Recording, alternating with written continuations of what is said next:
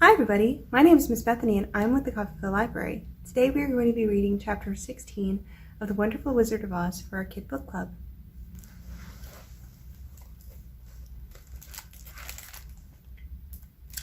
Chapter 16, The Magic Art of the Great Humbug. Next morning the Scarecrow said to his friends, "Congratulate me, I am going to Oz to get my brains at last. When I return, I shall be as other men are." "I have always liked you as you were," said Dorothy simply. "It is kind of you to like a scarecrow," he replied, "but surely you will think more of me when you hear these splendid thoughts my new brain is going to turn out." Then he said goodbye to them all in a cheerful voice and went to the throne room, where he rapped upon the door. "Come in," said Oz. The Scarecrow went in and found the little man sitting down by the window, engaged in deep thought. "I have come for my brains," remarked the Scarecrow, a little uneasily. "Oh yes, sit down in that chair, please," replied Oz. "You must excuse me for taking your head off, but I shall have to do it in order to put your brains in the proper place." "That's all right," said the Scarecrow. "You are quite welcome to take my head off, as long as it will be a better one when you put it on again."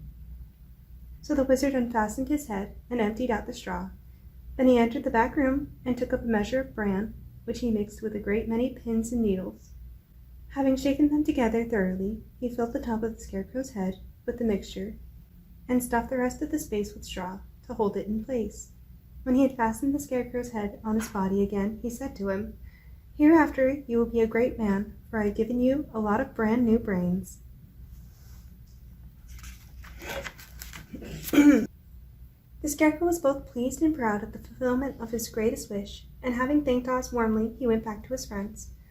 Dorothy looked at him curiously. His head was quite bulging out the top with brains. "How do you feel?" she asked. "I feel wise indeed," he answered earnestly. "When I get used to my brains, I shall know everything." "Why are those needles and pins sticking out of your head?" asked the Tin Woodman. "That is proof that he is sharp," remarked the Lion. "Well, I must go to Oz and get my heart," said the Woodman. So he walked to the throne room and knocked at the door. "Come in," called Oz, and the Woodman entered and said, "I have come for my heart." "Very well," answered the little man, "but I shall have to cut a hole in your breast, so I can put your heart in the right place. I hope it won't hurt you." "Oh no," answered the Woodman, "I shall not feel it at all." So Oz brought a pair of tinner shears and cut a small square hole in the left side of the Tin Woodman's breast. Then going to a chest of drawers, he took out a pretty heart made entirely of silk and stuffed with sawdust. "Isn't it a beauty?" he asked. "It is indeed," replied the Woodman, who was greatly pleased. "But is it a kind heart?" "Oh, very," answered Oz.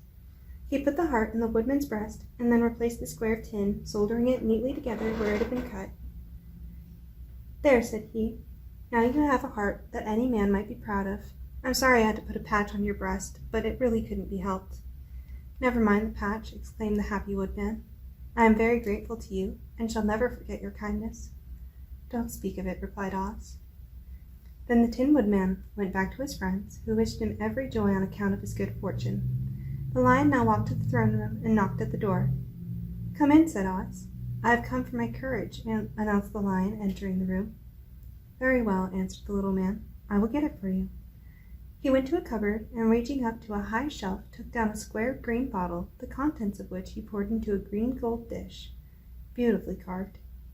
Placing this before the Cowardly Lion, who sniffed at it as if he did not like it, the Wizard said, "Drink." "What is it?" asked the Lion. "Well," answered Oz, "if it were inside of you, it would be courage. You know, of course, that courage is always inside one, so that this really cannot be called courage unless you have swallowed it. Therefore, I advise you to drink it as soon as possible." The Lion hesitated no longer, but drank till the dish was empty. "How do you feel now?" asked Oz. "Full of courage," replied the Lion, who went joyfully back to his friends to tell them of his good fortune. Oz, left to himself, smiled to think of his success in giving the Scarecrow and the Tin Woodman and the Lion exactly what they thought they wanted.